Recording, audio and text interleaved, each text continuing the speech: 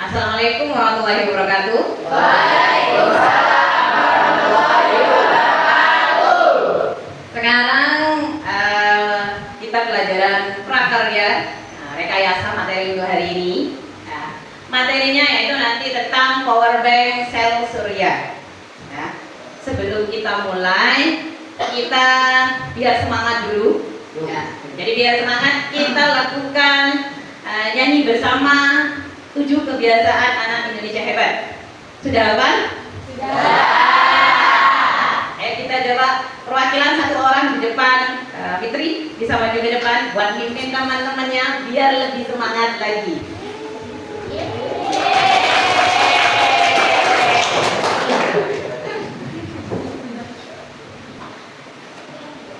Bangun pagi beribadah akad belajar makan sehat dan bergizi. Ayo bermasyarakat, tak lupa istirahat. Aku adalah anak Indonesia hebat. Masih kurang semangat. Ayo diulangi lagi.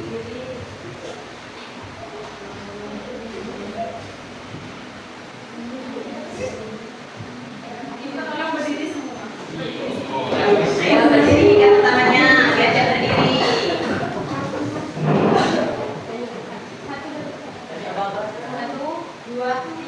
Bangun pagi beribadah olahraga, dengan belajar makan sehat dan bergizi.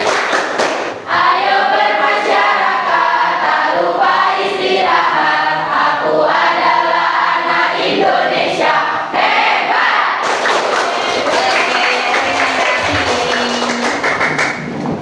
Bisa duduk kembali. Sudah semangat?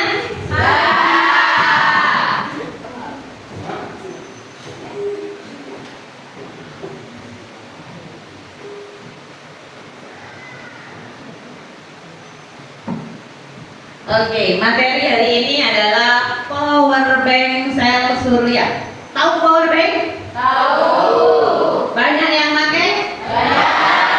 Makainya yang listrik atau pakai yang sel surya? Listrik.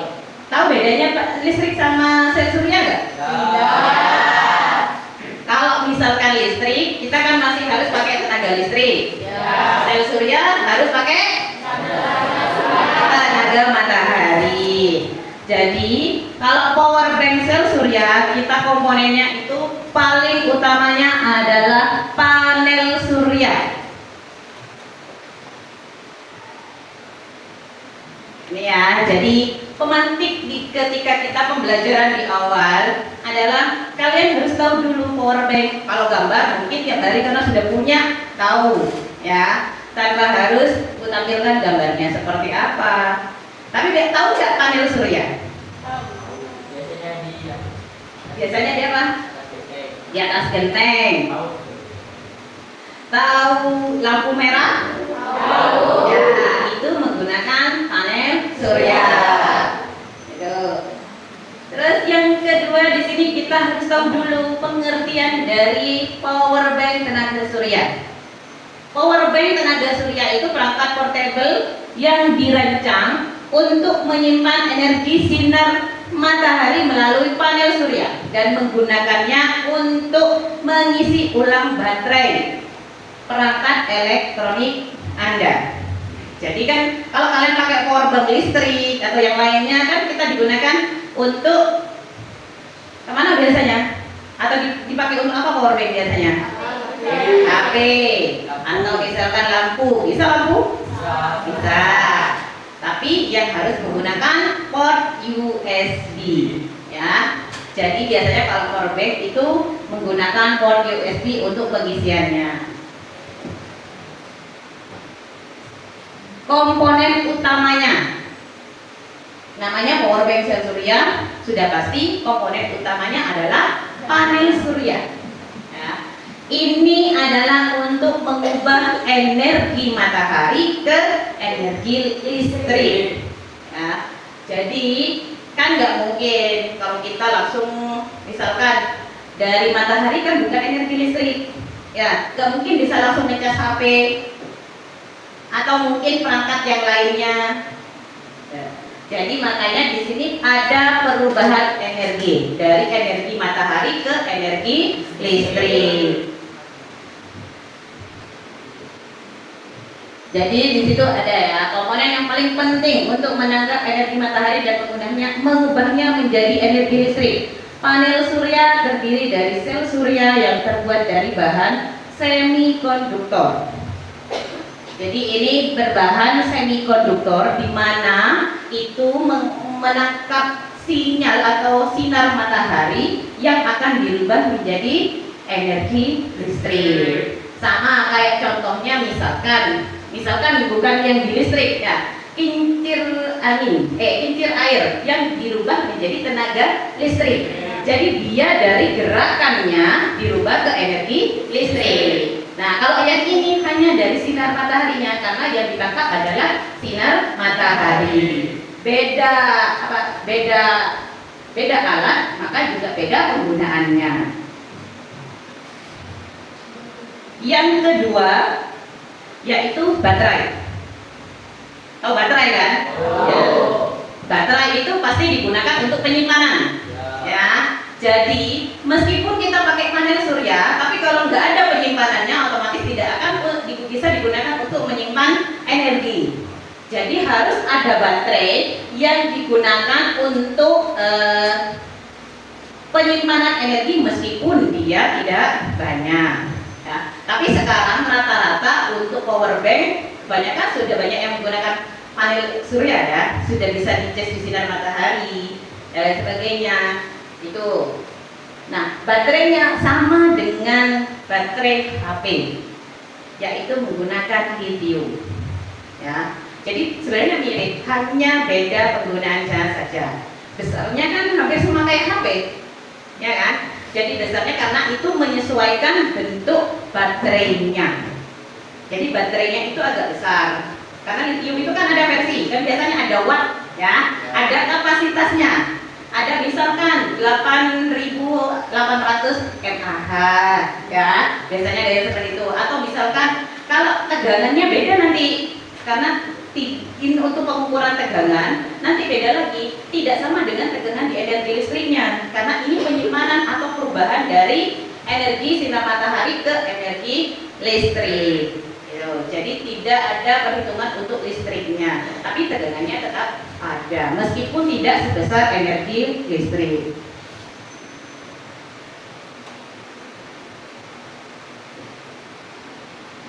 Yang ketiga, pengontrol pengisian atau charge controller. Jadi ini komponennya yang bertugas untuk mengatur aliran listrik dari panel surya ke baterai, memastikan pengisian yang aman dan efisien. Pengontrolan juga mencegah overcharging atau pengisian berlebihan dan over discharging, pengosongan berlebih pada baterai. Kalian kalau ngecas HP dan lain sebagainya biasanya seharian penuh atau malam ditinggal tidur gitu ya. Makanya ada pengontrolan pengisian biar tidak cepat kembung ya, tidak berlebihan, atau mungkin misalkan panas ke HP atau misalkan panas ke power banknya bisa meledak ya. Antisipasi di sana adalah di pengontrol pengisiannya. Jadi ada memang alatnya tersendiri. Di situ biasanya ada komponen panel-panelnya ya. Jadi ketika kita melakukan perakitan dan lain sebagainya itu ada salah satu alat untuk mengontrol pengisiannya. Contoh misalkan kalau lampu ya, kalau lampu itu kan biasanya ada resistor ya, terus juga ada yang bagian kecil-kecilnya kayak misalkan apa ya, kan ada chip untuk perangkatnya itu untuk membedakan mana yang boleh nyambung dengan kabel yang lain, boleh yang tidak. Nah di sini juga seperti itu. Jadi di panel surya itu kalau tanpa pengontrol, misalkan berlebih energi sinar mataharinya, mungkin saja bahan atau yang lain, komponen yang lain di dalamnya juga ikutan kelebihan kapasitas.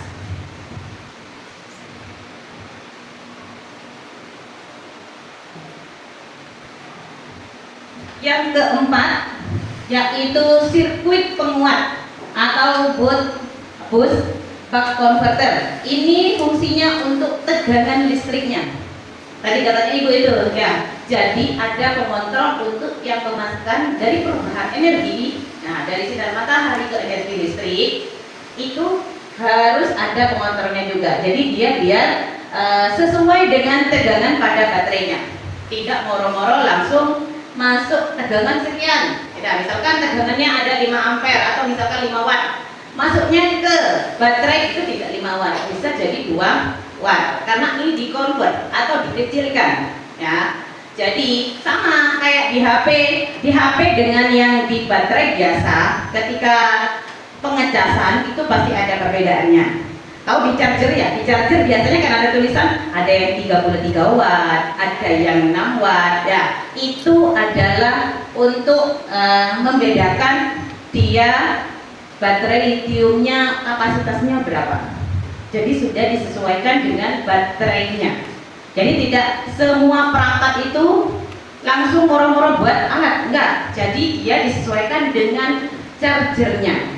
Jadi baterai HP misalkan Lenovo atau misalkan power bank merek Samsung. Nah, ketika dimasukkan ke Samsung sama-sama mungkin mereknya sama-sama Samsung karena Samsung ya. Itu bisa sama-sama bisa dipakai, tidak juga. Itu tergantung kapasitasnya. Kalau misalkan di Samsungnya itu cuman kapasitasnya 8.800 mAh, tapi yang di HP-nya cuma 1.600 mAh, otomatis kan lebih besar. Ya, kalau lebih besar, kalian caskan itu akan berpengaruh sama baterainya. Kenapa? Karena kapasitas tegangannya tidak sama. Biasanya kalau seperti itu akan terjadi satu, ada yang rusak terlebih dahulu, entah itu kabel dataan, entah itu HP-nya, atau entah itu nanti chargernya. Misalkan tidak seperti itu, biasanya ngecasnya kalau tidak terlalu lama pasti terlalu cepat. Kalau sudah terlalu cepat seperti itu, biasanya nanti juga akan terjadi, misalkan contoh tidak ngisi sama sekali. Ya, pernah kan kejadian kalau misalkan kita nggak tahu kalau sebenarnya itu sudah rusak, tidak, kita nggak tahu kalau itu rusak. Tapi karena tegangannya beda, tegangan dari power bank-nya dengan HP-nya, itu biasanya nanti ada yang nggak jalan atau pengisiannya mungkin lama, biasanya dapat cuma 15-30 menit, bisa jadi 1 jam lebih. Nah, itu dari pengontrolan itu karena beda tegangannya, ya. Sangat-sangat berpengaruh. Nah, kalau yang ini sudah pasti semuanya pasti tahu, casing sama konektor. Casing itu fungsinya untuk pengaman saja, ya. Kalau kita nggak pakai casing, otomatis ketika di cas kena air sedikit pasti langsung kena strum. Bahasanya nggak seperti itu paling simpelnya. Jadi casing ini hanya berfungsi untuk melindungi semua komponen internal dari kerusakan fisik saja. Nah, dan juga cuaca. Biasanya kalau misalkan kerusakan fisik itu kayak misalkan kesenggol jatuh, kalau tanpa casing otomatis langsung amburadul, ya, langsung lepas semua. Kalau pakai casing masih aman lah, meskipun mungkin di dalam komponennya bermasalah sedikit, tapi kan masih bisa dipakai. Paling pecah mengeres pinggirannya doang gitu. Ya.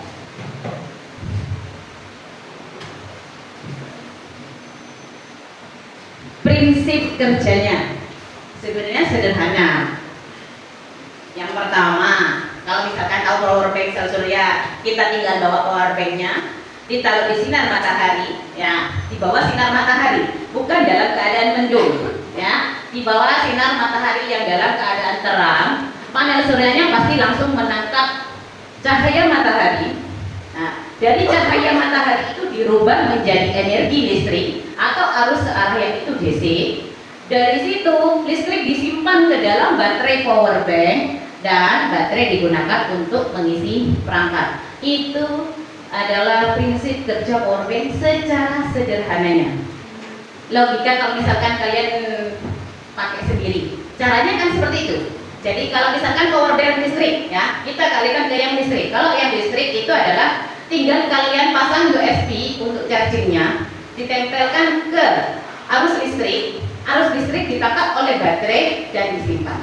Kan seperti itu. ya. Tapi kalau power bank sel surya bukan ditempel, bukan pakai arus listrik, tapi langsung dijemur di sinar matahari. Paham? Bisa dimengerti? Bisa.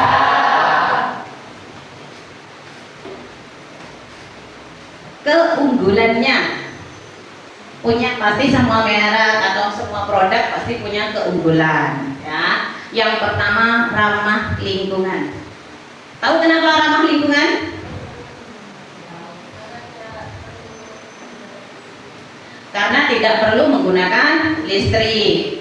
Selain itu, bisa didaur ulang. Ya, jadi kalau ramah lingkungan, satu ya memang tidak menggunakan energi listrik. Karena kalau misalkan menggunakan energi listrik juga satu kabelnya ngelodor sembarang, ya. Terus juga mungkin tidak sengaja kesenggol kena air nanti meledak, ya. Kalau misalkan didaur ulang bisa juga, tapi kalau untuk fisiknya tidak, ya. Jadi kan sinar matahari ini, tahu kan kalau sinar matahari adalah energi yang terbarukan, yang tidak bisa diperbarui, karena ini memang sudah ada, bukan dibuat, ya. Air juga tidak bisa tidak bisa diperbarui. Keunggulan yang kedua, portable dan praktis. Bisa dibawa kemana-mana. Itu, jadi kan anggapnya praktis sekali karena portable, bisa dibawa tanpa kita harus ngetes bawa kabel kolor panjang, ya. Jadi lebih aman juga.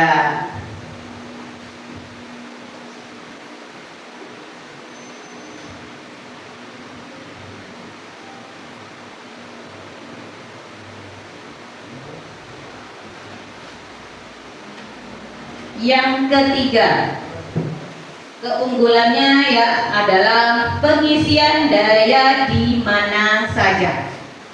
Jadi mau dimanapun tempatnya, asalkan ada sinar matahari. Kalau listrik masih harus cari tempat yang ada listriknya.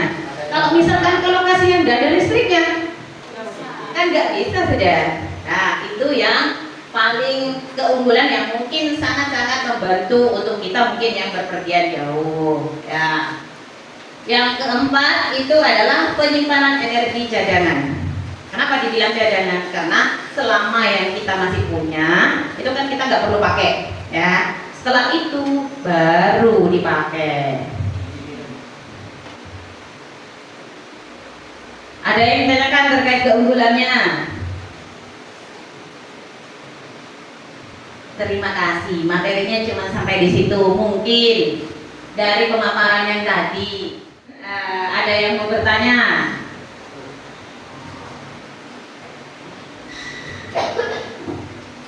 Assalamualaikum warahmatullahi wabarakatuh. Waalaikumsalam warahmatullahi wabarakatuh.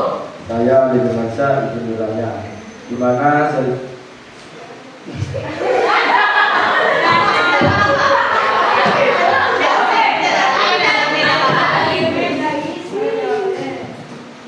mana power bank sel surya bisa digunakan? Ada temannya yang bisa jawab? Di mana biasanya tempatnya? Maju aja, maju aja.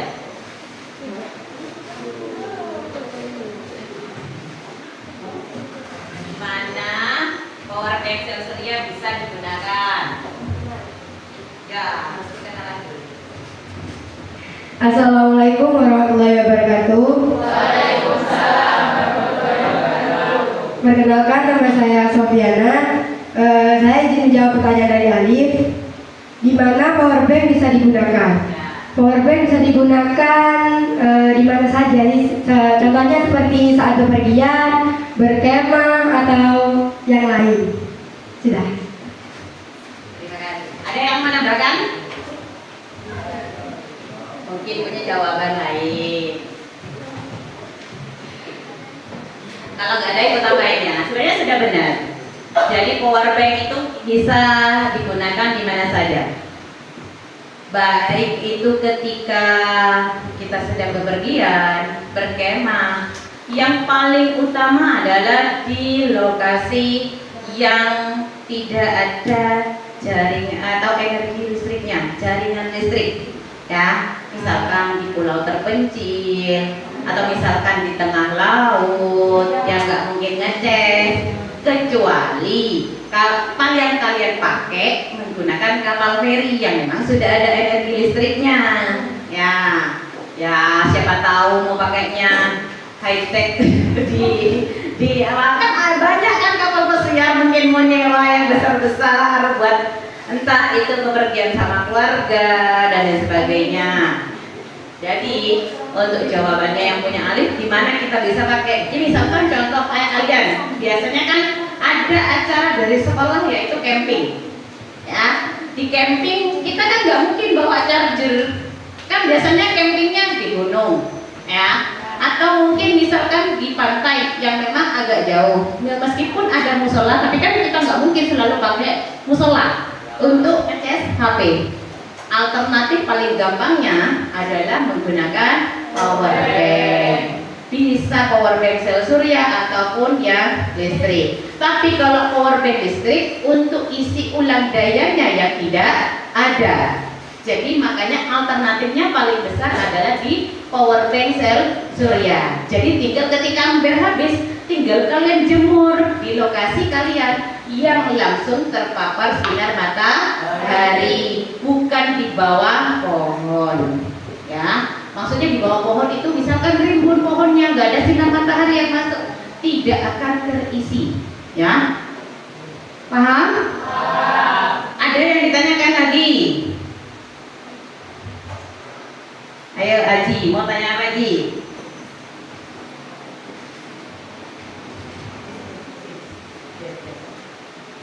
Assalamualaikum warahmatullahi wabarakatuh. Waalaikumsalam warahmatullahi wabarakatuh. Nama saya Aji, izin bertanya, apakah power bank sel surya bisa menyimpan energi tanpa batas?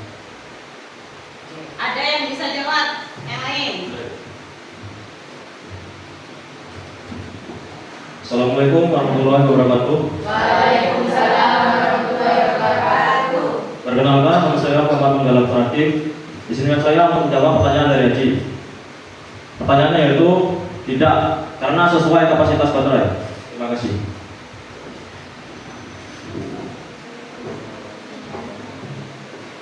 Ibu tambahin ya. Tadi kalau ingat di materi pembelajaran sudah ada penjelasannya sebenarnya. Ya, meskipun mungkin masih tidak terlalu jelas. Jadi jawabannya, apakah panel surya itu mempunyai penyimpanan tanpa batas? Jawabannya benar, tidak. Karena memang menyesuaikan dengan kapasitas baterai. Baterainya besar, kapasitasnya besar, maka tempat penyimpanan juga besar. Tapi tidak tanpa batas. Kalau tanpa batas itu pasti meledak, nggak bisa kalau untuk baterai. Ya. Contoh misalkan kalian ngecas full sehari penuh, ya, otomatis karena sudah settingan dari chargingnya, ya, itu biasanya otomatis ketika sudah penuh baterai tidak akan terisi lagi, mandek di 100%, tidak akan naik jadi 101%, ya. Jadi jawabannya tidak sesuai dengan kapasitas baterai. Ya. Paham? Aji sudah paham? Ada yang ditanyakan lagi? Ayo maju Irham. Maju aja.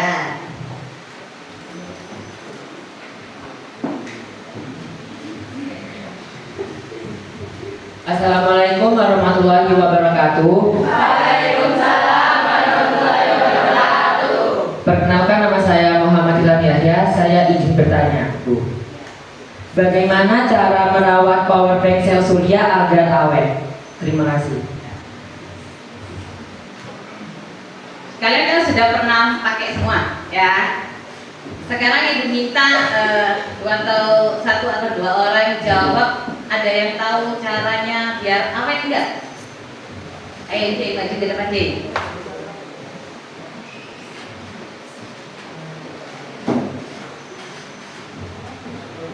Assalamualaikum warahmatullahi wabarakatuh. Waalaikumsalam warahmatullahi wabarakatuh.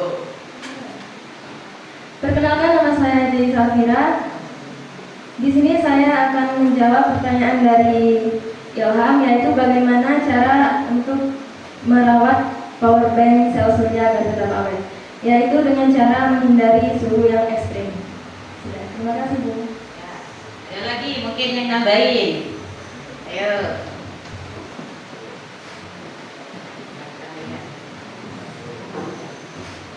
Assalamualaikum warahmatullahi wabarakatuh. Waalaikumsalam warahmatullahi wabarakatuh. Perkenalkan, nama saya Jaga Ramani. Saya izin menjawab pertanyaan dari Ilham. Pertanyaannya apa? Bagaimana merawat power bank sel surya agar awet? Itu dengan menggunakan pengisi daya yang tepat. Oh, ya, ya.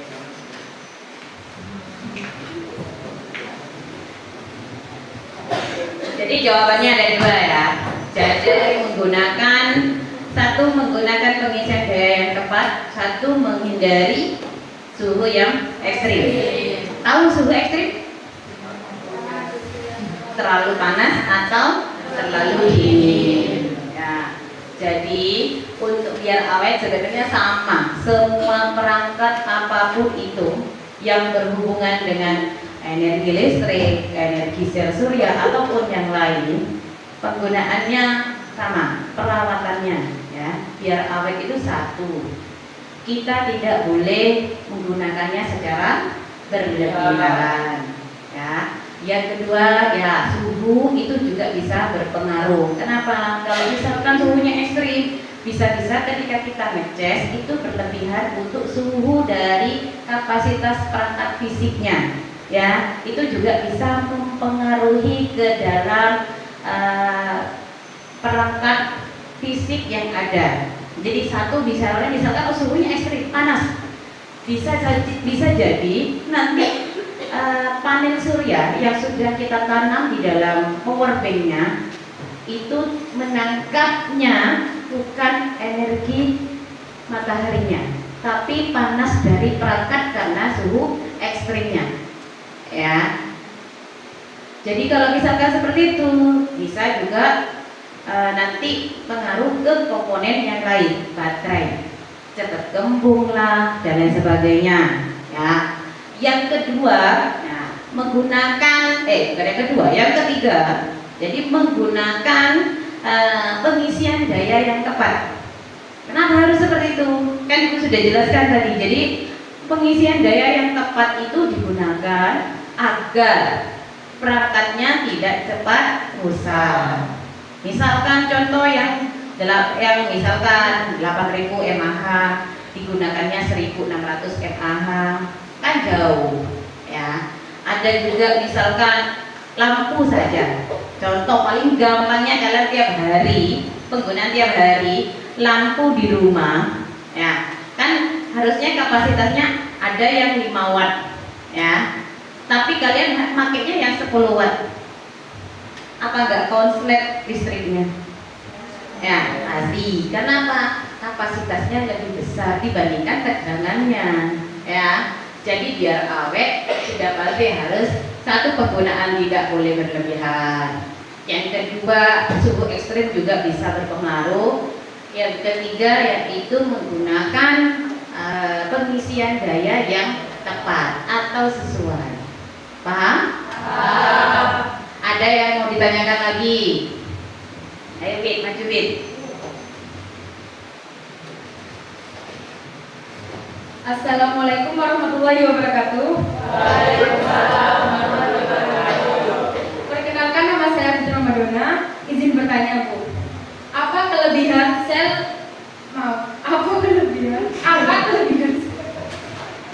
Tidak apa-apa, santai.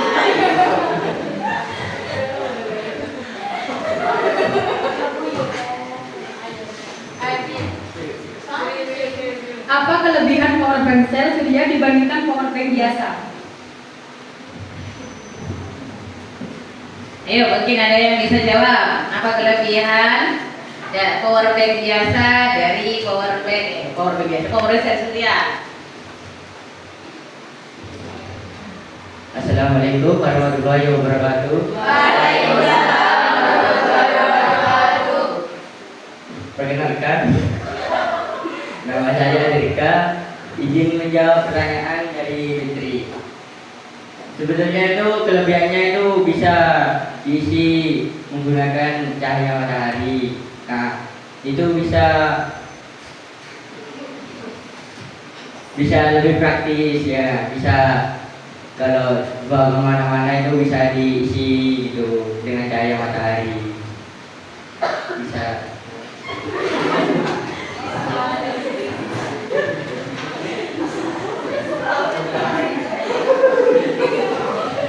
Ya, kan biasa ya dalam pembelajaran ternyata diketawain. Santai, jangan dibawa jangan dibawa tegang. Kita kan di sini buat pembelajaran yang menyenangkan. Kalau kalian senang ya, berarti pembelajarannya lebih hidup ya. Dari pertanyaan tadi, apa perbedaan dari power bank sel surya dibandingkan dengan power bank biasa? Ya, jadi ini yang jawabannya benar. Sebenarnya power bank itu kan kalau misalkan yang biasa, kita tahu biasanya kalau power bank biasa itu kita menggunakan energi listrik. Sedangkan energi listrik itu kita menurut kita mungkin tidak lebih praktis dibandingkan dengan power bank sel surya, karena masih kita harus menyiapkan chargernya ya, jadi masih membawa sebaran. Jadi kalau power bank sel surya, kelebihan utamanya sudah pasti, yaitu menggunakan energi matahari. Penggunaan energi matahari juga kita tidak perlu menentukan tempat, yang penting ada sinar matahari, kita gas pasti bisa. Sedangkan untuk energi listrik harus nunggu listriknya dulu, kalau padam nggak bisa dicas. Ya, nah di situ perbedaan yang paling menonjolnya di sana. Jadi kan misalkan kalau kita pakai power bank sel surya, itu biasanya kalau meskipun padam tapi nggak mendung, kita masih bisa ngecas. Tapi kalau misalkan listrik sudah nunggu nyala lampunya, atau mungkin punya tetangga nyala, kita minta ke rumah tetangga untuk ngecas HP. Biasanya kan kayak gitu. Contoh di sekolah aja, kalau misalkan mati lampu kalian kan bingung ya. Bingungnya kenapa? Ya bu, punya saya baterai lampu, sedangkan ada tugas. Nah gitu. Tapi kalau kita punya power bank sel surya atau power bank biasa, sama-sama bisa digunakan. Tapi cuman untuk pengisian dayanya saja yang membedakan, bukan untuk penggunaannya ya. Jadi yang paling membedakan antara power bank sel surya dengan power bank biasa itu adalah dari segi pengisian ya. Kalau untuk penggunaannya sama ya, hanya dari segi pengisiannya, karena beda pengisiannya dari yang memang langsung energi sinar matahari dengan energi listrik ya.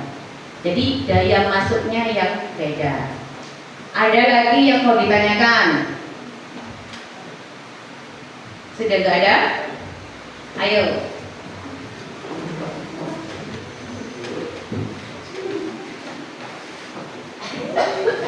Assalamualaikum warahmatullahi wabarakatuh. Waalaikumsalam warahmatullahi wabarakatuh. Saya Jeffrey, izin bertanya, apakah power bank sel surya bisa digunakan untuk semua jenis gadget? Terima kasih. Ayo, mungkin ada yang bisa jawab. Oke. Assalamualaikum warahmatullahi wabarakatuh.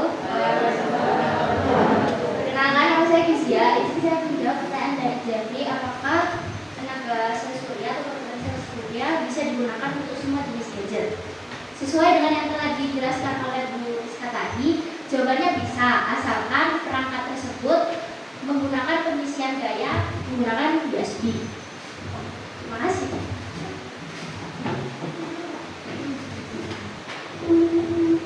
Ibu lengkapi ya. Jawabannya sebenarnya sudah tepat. Jadi ibu lengkapi saja. Apakah power bank sel surya bisa digunakan untuk semua jenis gadget atau perangkat? Nah, jawabannya pasti bisa. asal satu, menggunakan port USB, ya. Kan kita penggunaan yang menggunakan port USB sudah tahu kan jenis perangkatnya apa saja, ya. Paling sering adalah smartphone atau handphone yang kalian gunakan, ya. Kalau laptop adakah yang menggunakan USB?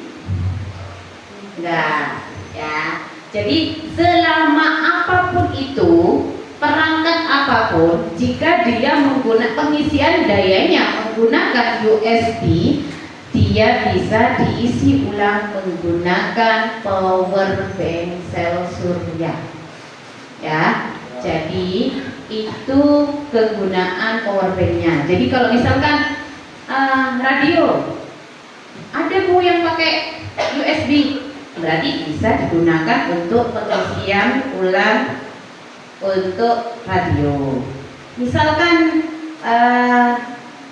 tablet bu, tapi USB-nya tipenya beda, tapi kan masih port USB. Ya, USB itu kan banyak tipe. Ada yang tipe C, ya, ada yang makro, ada yang mikro dan lain sebagainya. Nah, itu selama dia masih depannya ada hubungannya dengan port USB, maka masih bisa. Contoh kan ada kan salon yang masih harus pakai baterai, ya, tapi kan diisi ulangnya pakai USB. Nah, itu masih bisa menggunakan power bank, gitu. Bisa dimengerti? Ya. Nah, sekarang ibu minta buat 3 kelompok aja, ya. Jadi mejanya digabung, jadi buatkan jadi 3 kelompok. Bisa? Ya. Untuk pembagiannya setelah ini ibu jadi yang bagian sini nggak apa-apa sudah. Jadi yang laki-laki ini ada 1, 2, 3, 4, 5, 6, 7, 8, 9, ada 9 dibagi jadi 3 kelompok, jadi ada 3. Jadi ibu bentar lagi pilih mejanya dibentuk jadi kelompok dulu, ya. Jadi kita buat jadi meja kelompok dulu, setelah itu pembagian kelompok. Ayo, ibu ya. Dia dijadikan meja 3 kelompok dulu, bisa belakang, samping dijadikan 2 kelompok.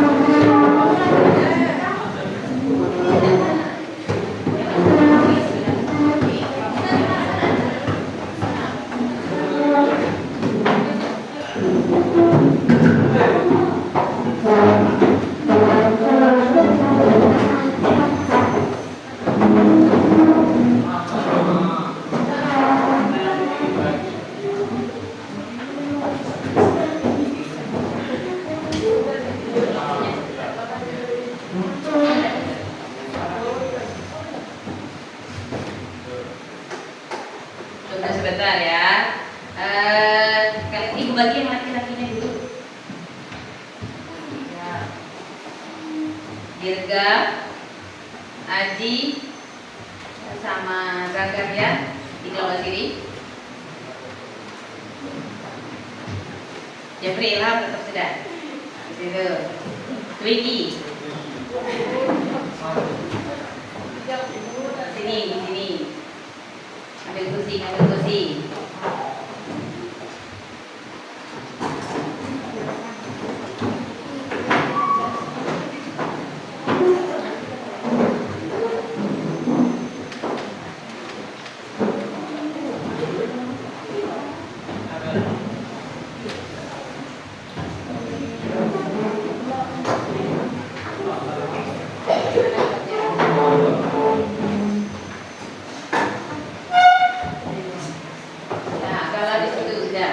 Gala, Alif sama Bahrul. Ya. Gala sama Bahrul di situ.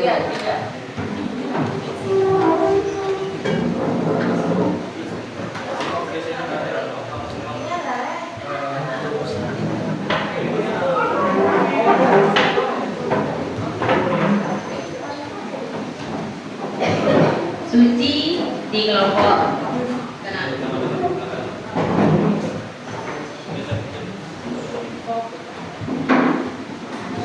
Dina bareng sama Farul.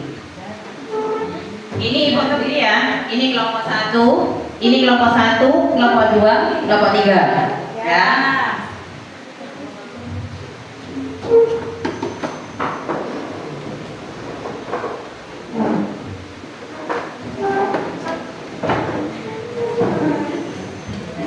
Mei, Dina di kelompok 2.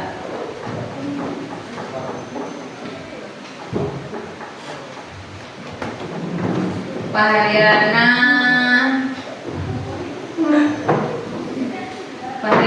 di kelompok 3. Baik, tidak apa-apa di situ. Keiza di kelompok 3. Si Panen sama Sofiana kelompok 2. Sela sama Safika di kelompok 1.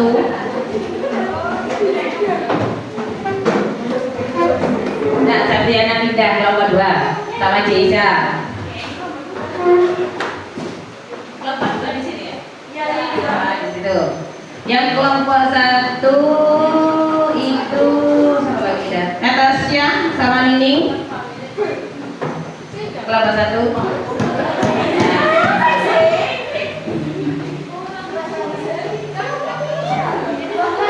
Dewi sama Firda kelompok 1. Iya, kelompok 1, kelompok 2. Fitri kelompok 3.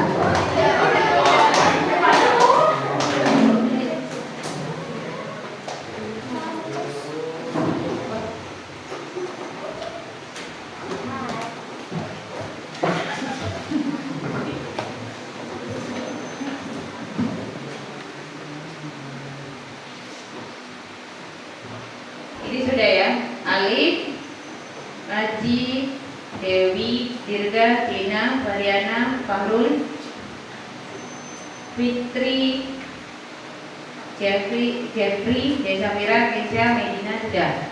Nah, ini kayaknya kelompok 2 kebanyakan. 1, 2, 3, 4, 5, 6. 1, 2, 3, 4, 5, kurang. Berarti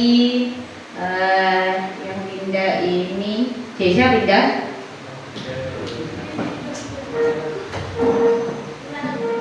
Sama Sela. Oh, Sela enggak. Sini soalnya. Kelompok 2 tapi enggak.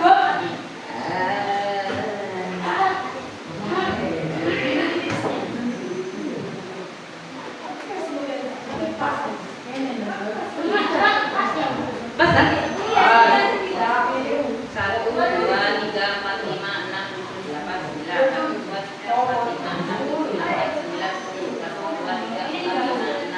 7 kurang 1 di sana. Ini lebih 1. Ya ada nama saya ada. Loh, Jisa memang di kelompok 3.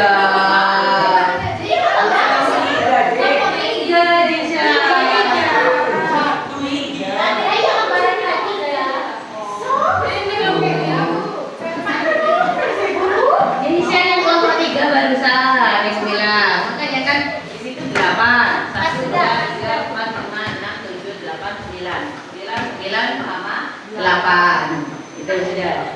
Ya, Ibu kasih studi kasus ya. Jadi terlagi Ibu apa ya? Bukan masuk BK. Ya, studi kasus itu ada skenario di mana nanti ya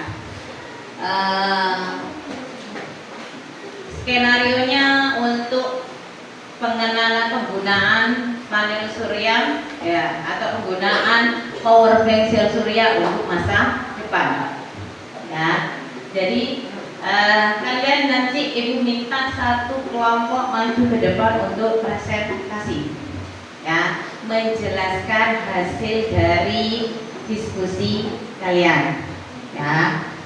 Itu jadi ibu kirimkan di grup, ya.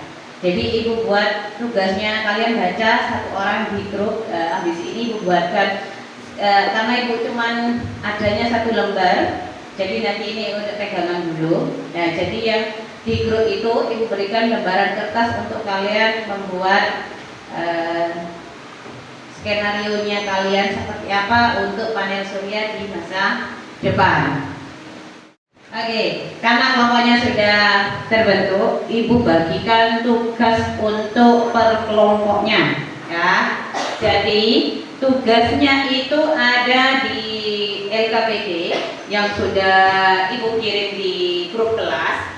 Terus juga ibu langsung bagi, ya, di grup kelas itu kan masih rumput untuk semuanya.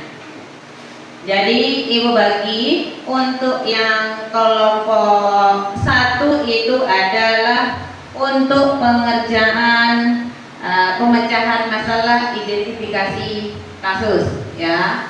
Sedangkan untuk di langkah 1 yang di kelompok di langkah 1 di studi kasusnya untuk yang kelompok 3, yang kelompok 1 itu ada di langkah 1 identifikasi masalah dan analisisnya, ya. Di kelompok 3 itu adalah eksplorasi konsep dan juga mencari solusinya, ya. Jadi ibu sudah bagi, ibu di sini ibu bagikan dulu untuk tugasnya.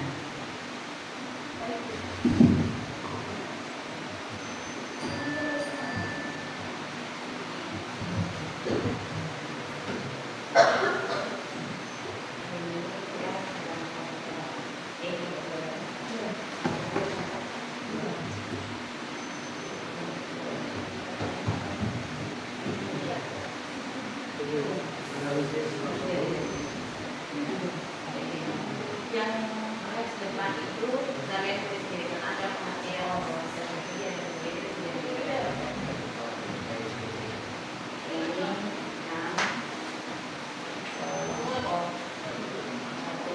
jadi kalian bisa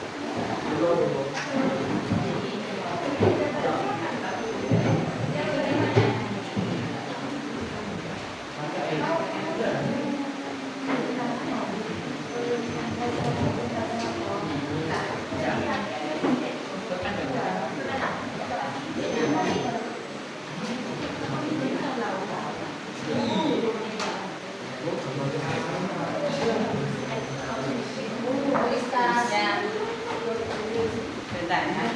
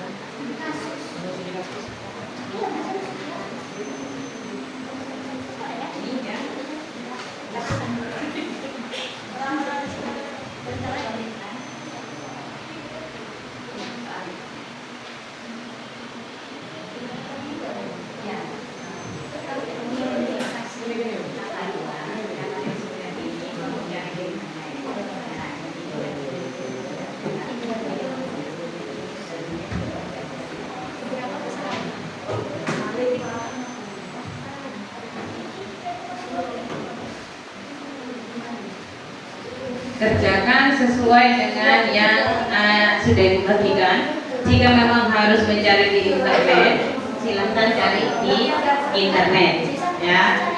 Boleh menggunakan internet untuk bahan tambahan untuk biar materi yang kalian akan sampaikan nanti. Karena aku minta nanti per kelompok untuk presentasi. Siap, Bu.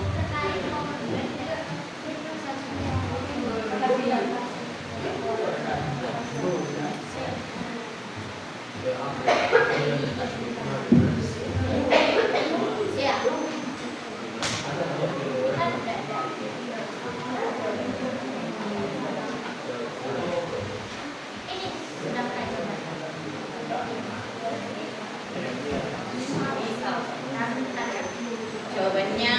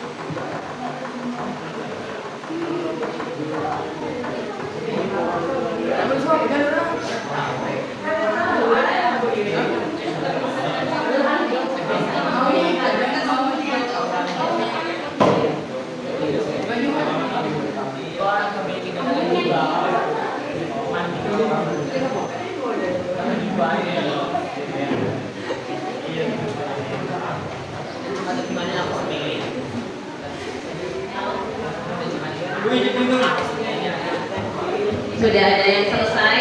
Sudah. Yang belum dilanjutkan, yang sudah Ibu minta maju perwakilannya. Saya. Ayo maju sudah. Berapa orang yang maju ke depan? Dua. Ayo maju ke depan. Jangan lupa soalnya di bawah juga. Dijelaskan dulu apa masalahnya.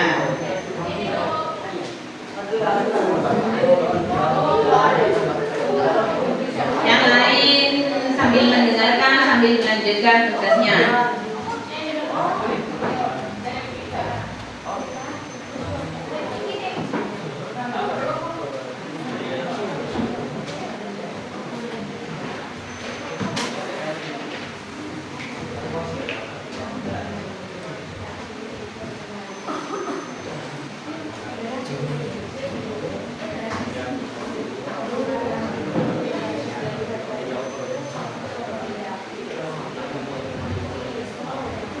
Assalamualaikum warahmatullahi wabarakatuh. Waalaikumsalam warahmatullahi wabarakatuh. Kami dari kelompok 3 ingin mempresentasikan tentang Studi kasus atau masalah utama yang telah kami identifikasi.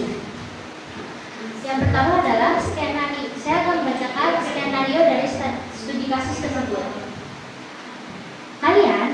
kreatif inovator muda yang sedang mempersiapkan diri untuk mengikuti kompetisi teknologi hijau.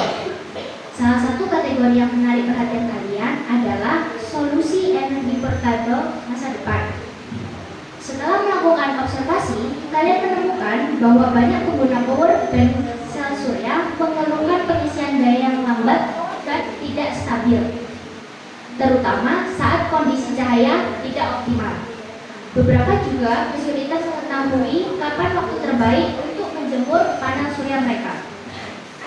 Tantangannya adalah bagaimana kalian akan merancang sebuah power bank sel surya yang lebih cerdas dan efisien untuk mengatasi masalah pengisian daya yang lambat dan ketidakpastian kondisi optimal. Teman saya mewakili kelompok 3 akan membacakan hasil dari diskusi kami.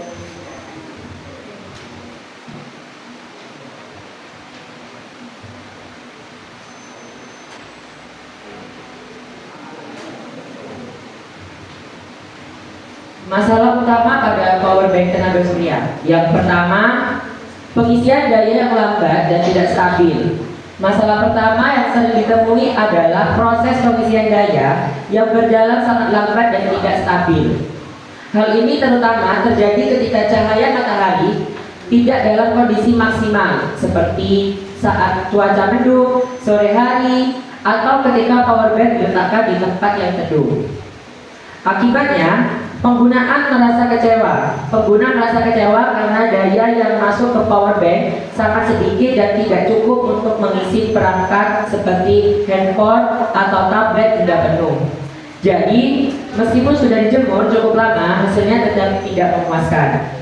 Yang kedua, kurangnya informasi mengenai waktu dan lokasi terbaik untuk pengisian. Pengguna power bank tenaga surya juga sering mengalami kebingungan dalam menentukan kapan dan di mana waktu serta tempat terbaik untuk menjemur power bank agar pengisian dayanya maksimal. Saat ini, kebanyakan power bank tidak dilengkapi dengan indikator yang memberitahu apakah cahaya matahari yang diterima sudah cukup efektif atau belum. Akibatnya, banyak pengguna hanya menebak-nebak dan bisa menjemur di waktu atau lokasi yang sebenarnya kurang optimal. Hal ini tentunya membuang waktu dan membuat proses pengisian jadi tidak efisien. Yang ketiga, kurang dapat diandalkan di berbagai kondisi cuaca dan lingkungan. Masalahnya berikut adalah power bank tenaga surya cenderung tidak bekerja dengan baik jika kondisi cuaca tidak ideal. Kebanyakan dari produk ini hanya berfungsi optimal saat berada langsung di bawah sinar matahari yang terik. Padahal dalam kehidupan sehari-hari kita sering menghadapi cuaca yang berubah-ubah, bisa mendung, bisa hujan, atau bahkan hanya terkena sinar matahari sebagian saja. Ini membuat power bank tersebut kurang bisa diandalkan dalam situasi nyata, terutama saat sedang berpergian atau beraktivitas di luar ruangan.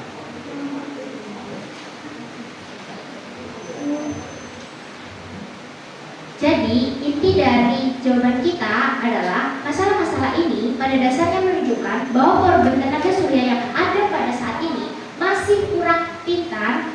Mereka hanya menerima cahaya tanpa benar-benar memahami kualitas cahaya tersebut. Belum ada sistem yang membantu mereka menyesuaikan atau mengoptimalkan pengisian daya berdasarkan kondisi lingkungan yang terus berubah. Jadi, teknologi ini masih butuh pengembangan supaya lebih adaptif, efisien, dan benar-benar bisa diandalkan kapan saja dan di mana saja. Mungkin itu yang dapat kami sampaikan. Mungkin ada pertanyaan?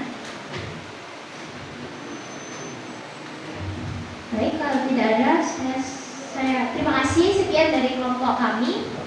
Wassalamualaikum warahmatullahi wabarakatuh. Saya kembalikan lagi. Oke, presentasi pertama untuk studi kasusnya. Dan ada yang tanya berarti kan paham, ya. Sebenarnya studi kasusnya itu sama dengan pertanyaan yang di awal, seberapa manfaatnya, ya. Apa saja kira-kira, kapan penempatannya untuk pengisian daya, ya. Terus di kapan bisa mengisi daya dan tidak, tergantung cuaca juga, gitu kan. Kalau misalkan mendung, otomatis untuk pengisian daya nggak bisa. Jadi untuk penggunaan panel surya masih kurang pintar bahasanya. Kenapa kurang pintar? Karena masih harus menentukan kapan kita bisa menjemur dan kapan tidak. Kalau sudah pintar, mereka akan memilih sendiri mereka menangkapnya di mana dan kapan saja. Ya. Contoh paling gampang.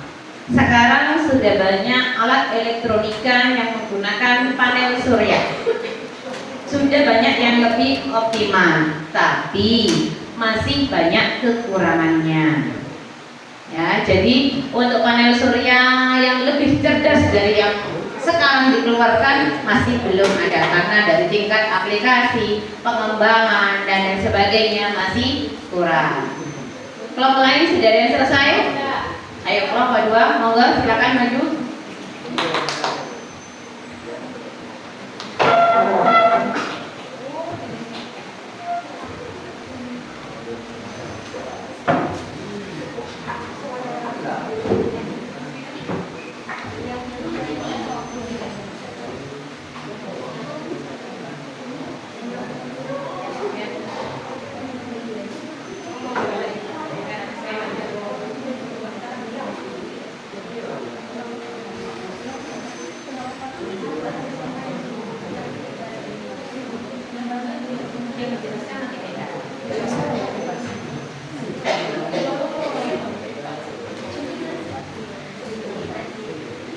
Mohon perhatiannya. Assalamualaikum warahmatullahi wabarakatuh.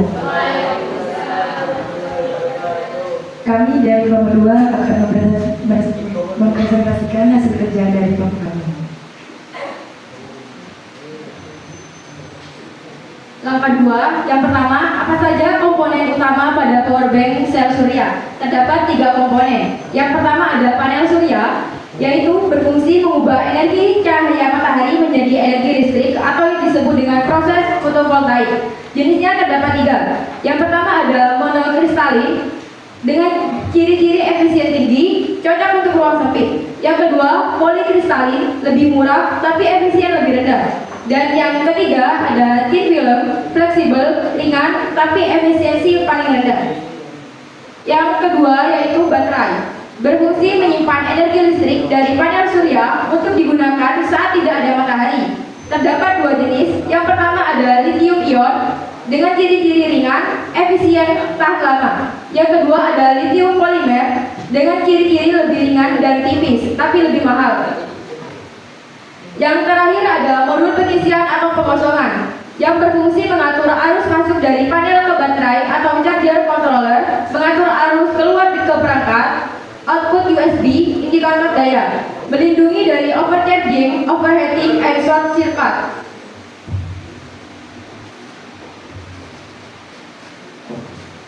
Yang selanjutnya yaitu bagaimana konsep kecerdasan, misalnya dengan sensor atau deep learning sederhana dapat diterapkan pada power bank sel surya untuk mengatasi masalah yang kalian identifikasi. Dari kelompok kami terdapat 3 ide.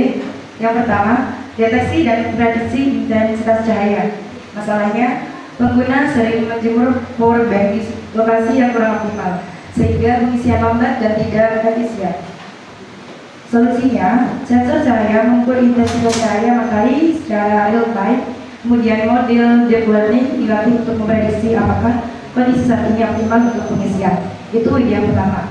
Kemudian ide yang kedua, manajemen daya adaptif berdasarkan kondisi baterai dan lingkungan. Masalahnya power bank tidak tahu kapan harus mengisi daya secara agresif atau hemat untuk menjaga baterai. Solusinya, gunakan sensor suhu baterai, arus, dan tegangan untuk memantau kondisi internal. Kemudian disebutkan dengan mengintegritas kecerdasan power bank sel surya, bertransformasi dari alat pasif menjadi aset energi cerdas, lebih efisien, andal, dan user friendly. Yang terakhir memberikan kemandirian energi dan pengisian daya yang optimal. Nomor 3, bagaimana deep learning membantu power bank atau memahami kondisi cahaya dan mengoptimalkan pengisian. Proses melibatkan beberapa langkah, pertama dari pengumpulan data hingga pengambilan keputusan cerdas. Yang pertama yaitu mata power bank atau sensor cahaya. Power bank menggunakan sensor sensor untuk mengukur intensitas cahaya di sekitarnya. Yang kedua, pengumpulan dan pelabelan data. Data cahaya dikumpulkan dalam berbagai kondisi, cerah atau cerah, mendung, redup, dan lainnya, dan diberi label optimal atau tidak optimal. Berdasarkan efisiensi pengisian, data suhu juga dapat ditambahkan. Yang ketiga, pelatihan model deep learning. Data yang sudah dilabeli digunakan untuk melatih jaringan saraf neuron atau JST. JST belajar mengenali pola dan hubungan antara kondisi cahaya atau suhu dengan hasil pengisian. Yang keempat, prediksi dan pengambilan keputusan. Model yang sudah dilatih disematkan dalam PowerBank secara real time. Model memprediksi apakah kondisi cahaya optimal untuk pengisian. Berdasarkan prediksi ini, PowerBank dapat mengambil tindakan, misalnya menyalakan indikator lampu hijau atau merah, mengaktifkan pengisian cepat, atau menunda pengisian jika terlalu panas, untuk mengoptimalkan atau melindungi baterai.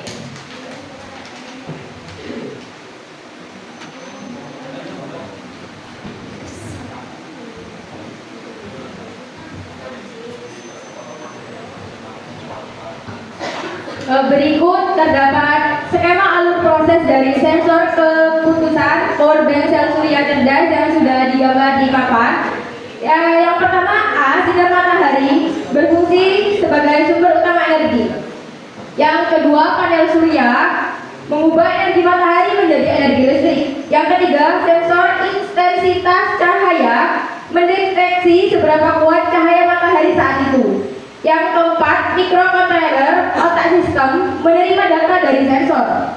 Yang kelima, model deep learning sudah dilatih, yaitu menganalisis data cahaya dan kondisi lingkungan, memprediksi apakah waktu tersebut optimal untuk pengisian. Yang keenam, ada keputusan dan aksi. Microcontroller memutuskan isi baterai atau tunggu. Yang terakhir ada modul pengisian baterai. Jika kondisi optimal, maka proses pengisian dimulai. Dari penjelasan yang sudah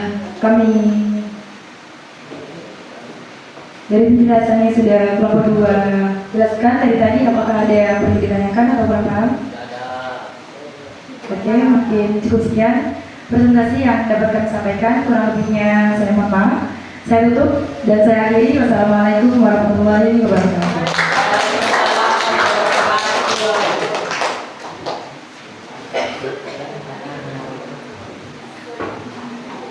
Ya, sudah. Untuk yang kelompok 2 itu mereka melakukan riset, ya. Jadi di sini melakukan riset dari internet dulu untuk mencari komponen utama. Meskipun tadi sudah ada beberapa yang Ibu jelaskan, ya. Jadi di situ panel surya fungsi dan jenisnya apa saja, baterainya fungsinya dan jenisnya yang dipakai apa, modul pengisiannya apa saja. Nah, tadi sudah dijelaskan. Nah, yang kedua, mereka membuat ide-ide terkait tentang konsep kecerdasan panel suryanya. Ya, jadi panel surya yang cerdas itu yang seperti apa? Makanya di situ mereka membuat ada alur atau skema dari pengambilan keputusan dari ide yang sudah mereka sampaikan. Kalau yang di sini, kalau Ibu lihat, ya skema yang di sini, jadi mereka itu di awalnya kan semua dari panel surya adalah sinar matahari dulu, ya. Jadi dari sinar matahari itu ditangkap di panel surya. Ya, panel surya di sini untuk menangkap sinyal dari sinar mataharinya. Setelah itu baru masuk ke sensor, di mana sensor itu berfungsi untuk membedakan apakah itu benar sinar matahari yang kapasitasnya memang bisa diambil atau tidak. Kadang kalau misalkan cuaca mendung atau misalkan berawan, itu biasanya kan tingkat cahayanya beda, ya. Kalau kita belajar di fisika yang berhubungan dengan cahaya, itu sudah pasti kalian tahu. Nah, karena ini juga melibatkan pembelajaran dalam fisika, ya. Jadi di sensor intensitas cahaya ini adalah untuk mendeteksi bahwa apakah itu benar sinar matahari atau bukan. Kadang kan meskipun sinarnya sama, tapi dia terdapat dari mungkin ada lampu yang warnanya hampir mirip seperti sinar matahari kan ada. Lampu LED sekarang kan rata-rata sinar matahari. Nah, itu untuk membedakan di situ. Setelah itu ada microcontroller di mana itu untuk mengontrol semuanya dari sekian pengambilan keputusan dari setelah cahaya itu diambil. Data sensor yang sudah diambil itu tingkat cahayanya keberapa yang bisa diambil apa untuk ditaruh di dia masuk ke dalam model deep learning, pemisahan nanti. Jadi di deep learning itu sudah dipisahkan. Oh, ini sinar cahayanya kapasitasnya sekian. Itu sudah ada di model deep learning karena kita menggunakan kecerdasan buatan atau AI. Ya. Nah, setelah itu baru di sana dikatakan kalau sudah sesuai dengan model deep learningnya, disesuaikan itu optimal atau tidak, bisa digunakan untuk pengisian atau tidak. Jadi sudah ditentukan di situ di microcontrollernya. Jadi misalkan sinar cahayanya 2 watt, itu bisa masuk dalam kategori optimal atau tidak, itu sudah diatur di dalam microcontrollernya. Nah, kalau di sini misalkan contoh yang paling gampangnya adalah dulu ibu pernah membuat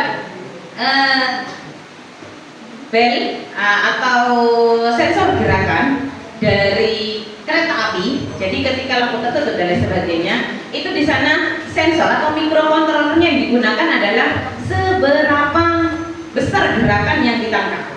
Nah, kalau di sini karena kita pembahasannya sel surya atau pengambilan sinar matahari untuk power bank, berarti yang di sini yang ditangkap adalah seberapa besar kapasitas sinar matahari yang sudah ditangkap yang bisa digunakan untuk pengisian power bank-nya. Jadi yang bisa dimasukkan ke dalam baterainya. Ya. Setelah itu kalau misalkan kondisinya optimal, maka dia akan langsung mengambil keputusan bahwa itu bisa melakukan pengisian. Ya, makanya di sini keputusan dan aksi. Jadi keputusan dan aksi di sini ada nanti kalau misalkan kita di project ada bisa mengisi dan tidak bisa mengisi. Karena di microcontrollernya sudah diatur berapa kapasitas yang bisa boleh masuk dan tidak bisa masuk. Setelah itu baru masuk ke modul pengisian baterainya. Jadi kalau sudah optimal, katakan optimal, maka pengambilan keputusan terakhirnya adalah pengisian baterai. Paham dengan penjelasan yang kelompok 2? Ayo tinggal yang kelompok 1. Silahkan maju.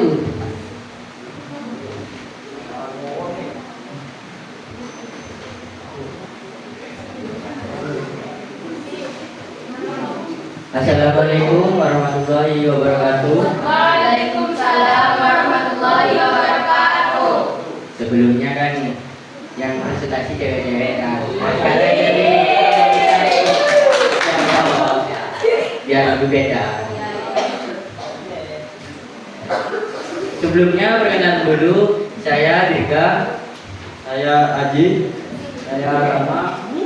Di sini saya akan menjelaskan institusi dari pertanyaan pertama, yaitu apa masalah utama yang kalian identifikasikan dari skenario di atas terkait power bank sel surya. Sebutkan minimal 2 masalah.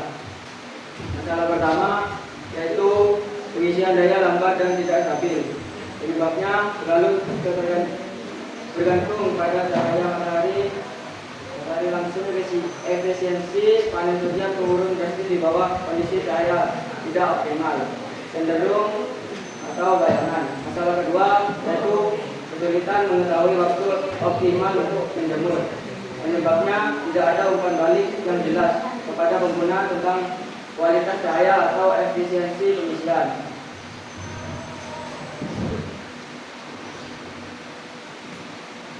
Hal nomor 2. Menurut kalian, apa saja faktor penyebab masalah-masalah tersebut? 1. Ketergantungan kuat pada intensitas cahaya matahari. Penyebabnya panel surya, terutama yang umum digunakan pada power bank portable, sangat bergantung pada cahaya matahari langsung dan optimal. Cuaca. Saat cuaca mendung, berawan atau hujan, intensitas cahaya berkurang drastis. Waktu atau musim, intensitas dan sudut matahari bervariasi sepanjang hari, pagi, siang, sore, dan musim. Penghalang fisik, adanya bayangan dari pohon, bangunan, atau bahkan kotoran. Debu di permukaan panel sangat mengurangi jumlah cahaya. 2. Kurang optimalisasi posisi panel.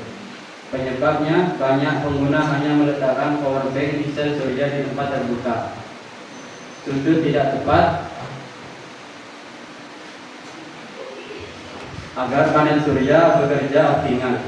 Posisi statis. Pengguna biasanya meletakkan power bank di satu posisi. Panel yang tidak diatur ulang posisinya akan kehilangan efisiensi seiring berjalannya waktu. Ketiga, kualitas dan efisiensi komponen internal. Penyebabnya, komponen dalam power bank tidak dirancang untuk efisiensi maksimal, terutama model yang murah.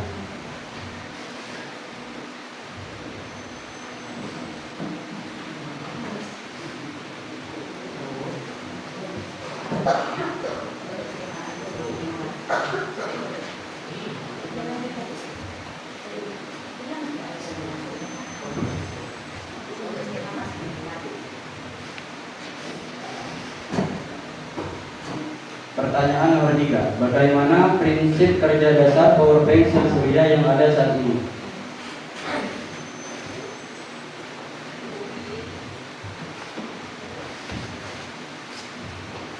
Prinsip kerja dasar power bank sel surya yaitu mengubah energi cahaya matahari menjadi energi listrik yang kemudian disimpan dalam baterai untuk digunakan nanti.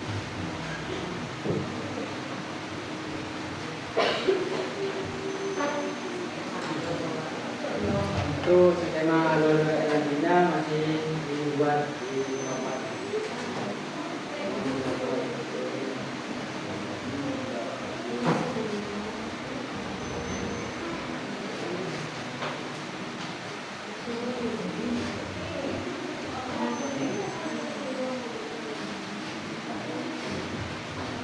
Nah, yang di depan ini adalah diagram alur skema energi dari panel surya ke perangkat elektronik.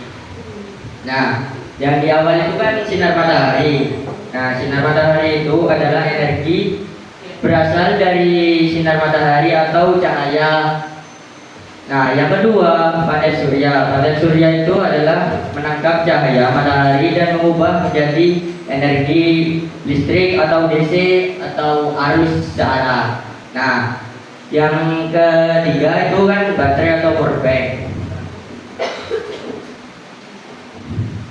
Panel surya, nah melalui panel surya itu kemudian menjadi modul pengisi atau charger controller, yaitu listrik DC dari panel disalurkan ke modul pengisian yang disebut charger controller. Kemudian baterai atau power bank, energi listrik yang sudah diatur kemudian disimpan di dalam baterai yang berperan sebagai power bank. Modul penggosongan atau discharger controller. Nah, itu dibutuhkan listrik dari baterai akan disalurkan lewat modul penggosongan yang berfungsi sebagai daya atur atau keluarnya listrik agar stabil dan aman untuk perangkat. Yang kemudian port USB mengeluarkan listrik ke perangkat. Nah, akhirnya energi listrik dari port USB digunakan untuk mengisi daya perangkat elektronik seperti tablet, tablet dan ponsel. Terima kasih. Sebelumnya terima kasih ya. Apakah ada yang mau tanya untuk kelompok saya? Tidak ada. Nah, terima kasih ya. Wassalamualaikum warahmatullahi wabarakatuh.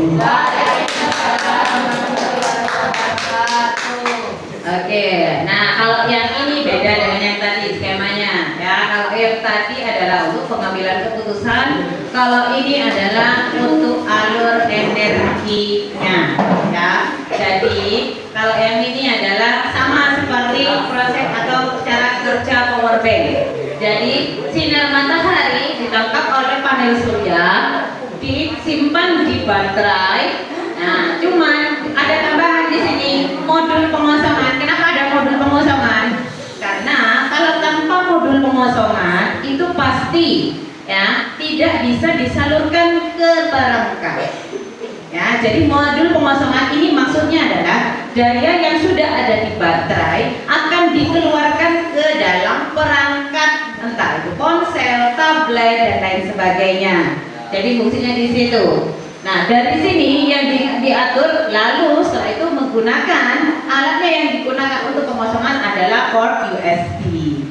Dari port USB itulah nanti energi listrik yang sudah ada di power bank sel surya disalurkan ke dalam tablet dan ponsel. Paham ya? Dari studi kasus ini dan dari penjelasan kalian, sebenarnya tujuan pembelajaran hari ini itu adalah untuk agar kalian atau peserta didik tahu bagaimana mengidentifikasi panel power bank sel surya. Kalian sudah dapat ilmunya kan? Ya. Bagaimana kalian untuk awal power bank itu seperti apa? Cara arusnya masuk bagaimana? Cara kerjanya? Cara mengawetkannya biar awet, penggunaannya seperti apa dan lain sebagainya. Digunakan kapan? Itu semuanya sudah ada di pembelajaran hari ini. Sudah paham? Sudah tidak ada pertanyaan lagi? Tidak. Nah, kalau sudah tidak ada pertanyaan, Ibu akhiri. Semoga pembelajaran hari ini bermanfaat dan bisa digunakan kalian untuk menciptakan sesuatu yang lebih bagus daripada panel surya. Amin. Ibu akhiri. Assalamualaikum warahmatullahi wabarakatuh.